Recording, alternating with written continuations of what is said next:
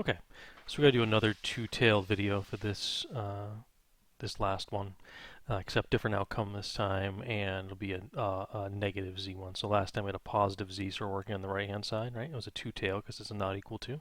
So to double it to get the two-tail, I had to do 1 minus to get to the right-hand side, but a little bit different this time. So the Family Medical Leave Act provides job protection on paid time off for work off from work for a serious illness or birth of a child. In 2006, the correspondence of the survey stated that it was very easy to get time off for these circumstances. A researcher wishes to see if the percentage who said it was very easy to get time off has changed. This year, a sample of 100 U.S. residents who used the leave was taken. Okay. Of those 100, 51 said they found it easy to use the leave. At alpha 0.075, what is the percent change? Okay, so has it changed is not equal to case, basically. It's a two-tail, right? All right, so let's go back up to here and copy step 1, right? We'll just pop that down there. Okay, so the parameter interest is proportion of people that found it easy to get unpaid time off. We could be more specific by specifying the Leave Act, but whatever. I'm going to skip that. Portion of people that found it easy to get unpaid time off, right? So it's a parameter of interest that's the parameter of interest P. We're doing a one sample z-test, right? It's one proportion sample, right? So the Family Leave Act said 60% as a proportion, said yes. So we're testing to see if it changed, which means it might have gone up or down, who knows, correct? Okay, let's go to step 2 here. Copy, paste. Okay, so we had 100 people in this sample, right? And it is a 60-40, correct? So this has enough samples. These are both above 10, so that's good. Okay, the mean of the sample means that'd be 60, right? So this would be 60, 40, and 100, right? So there's the parameters, and we validated we can do it, right?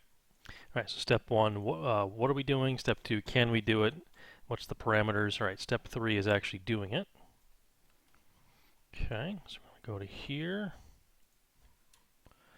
All right, so we found in our sample, what was it? 51 out of 100. So 51 out of 100 is obviously 0.51, right? And then so 0.51 minus 0.60 is going to be a negative z value. So that's 60, 40, and 100. Right, that's our standard error down there, right? And the difference on the top between reality and expectation. All right, so we plug that in the computer, we will get negative 1.873712, I believe, right? Okay, so let's go to the computer now and figure out what we have to do. So we're going to get rid of this and get rid of this for now. All right, so we're going to go to the spreadsheet. We'll copy these things, copy, paste. All right, so our z statistic equals, it was 0.51 minus 0.60 divided by the square root of 0.60 times 0.40 divided by 100. Okay, so those are z statistics, that's what we got, right? So z crit is what we want now, and then the area. Okay, so let's figure out what's actually going on here in the picture. Okay, so this is a two-tail since it's not equal, so we have area that goes this way, And we have area that goes this way, right? And this is our alpha, right? So if I divide that by 2, I would get what? 375? So this is 0 0.0 375. Okay.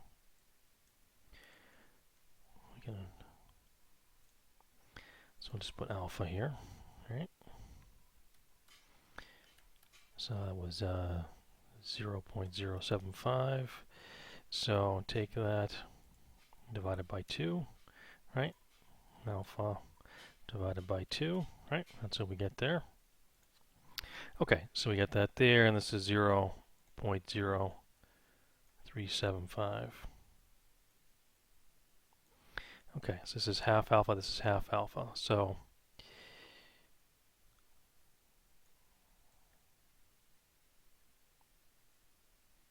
okay, go back to our spreadsheet here. So if I do 1 minus this, I'm going to get 925, correct? So this area right here is 0.925. Okay, so we got a negative z stat, which means it's going to be either over here or over here. Is it in the region or is it not in the region, basically? And this is p equals 0.60. Okay, so our z statistic, which we calculated, is the negative end, so it's over here somewhere. So the question is, did I actually make it into the shaded region or not?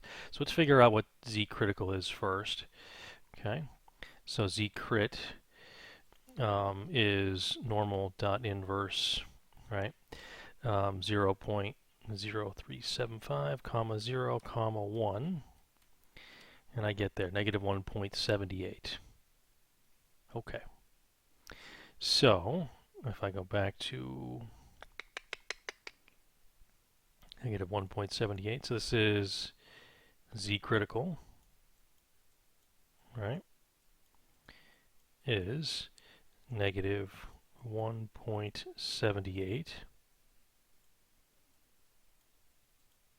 dot dot dot, correct? That's terrible. Let's see if I can draw that better. So again, they use z asterisk a lot of times for z crit. So negative 1.78 dot dot dot. Okay, so for z statistic, we got negative 1.83, so that's in here somewhere, right?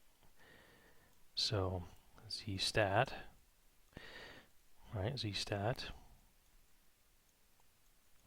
was negative 1.83. Dot dot dot. So that means we actually found enough evidence, right? We made it to the critical region. We passed this z crit, right?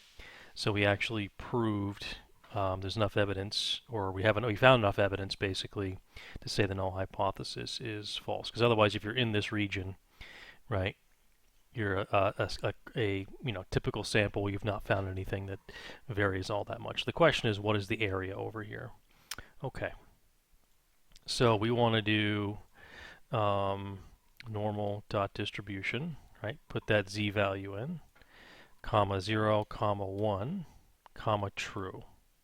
Okay, so z stat. So we get 0.033, right? So go back to the here. So this is 0.033, which is clearly less than this number, so it's clearly less, right? It's clearly less area. But that's only the area on this side. You have to double it for the other side, don't you? Right? So again, let's go back to the spreadsheet here. So if I take this and times it by 2, I get the p-value, right? So that's my actual p-value there. So 0.066193, correct? Okay. So what I want to do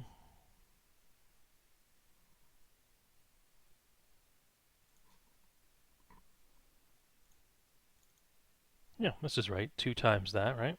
Because this z value is going to just give you the left tail. That's all it's going to give you. Okay, 0.06619, I believe, correct? Yeah, keeps going, but that doesn't really matter. Okay. So that's our p-value. So it's a two-tail basically, and it was in the region. So if p is low, the null must go. Okay, well, let's go back up to here and steal step 4 here. Copy and paste. Step 4. So 0.06619, and the alpha this time was 0.075, right? So clearly this is lower than the alpha in this case. So, comma, thus reject the null hypothesis, correct? Right? Because if p is low, the null must go, right? So reject the null hypothesis. So our sample portion is significant, which means we made it past the critical line there, or in the critical region, which means we found enough evidence, basically. Otherwise, the sample would have been a very common sample, and we didn't really find any evidence to say otherwise. There is enough evidence to reject the null hypothesis. We did find significant evidence to say that, let me delete this now.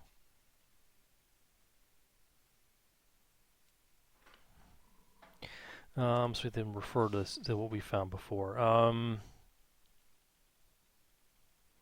To say that the percentage of people who found it easy to get paid time off using the, what is the name of the act there? The Family